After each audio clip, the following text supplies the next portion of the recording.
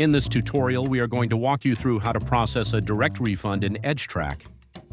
When a customer has already paid their invoice in full and needs to return a product, the direct refund option lets you send the money back to them quickly and cleanly. Edgetrack handles the entire process for you, from selecting the invoice and choosing the items being returned, to picking the refund method and recording the transaction.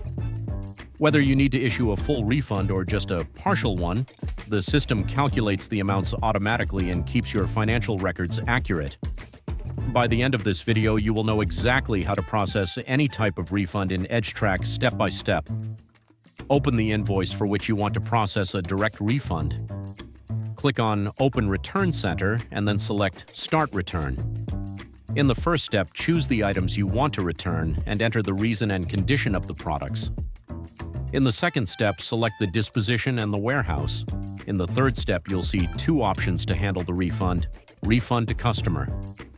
Store Credit. What does each option mean? Refund to Customer is used when you want to return the money to the customer using any payment method. Store Credit is used when you want to issue store credit so the customer can use it for a future purchase. In this case, we'll select Refund to Customer. Click Next. You'll now see a summary of all the information selected in the previous steps. Review everything carefully and then process the return. And that's it. The full refund has been completed and all items have been returned to stock. Thanks for watching.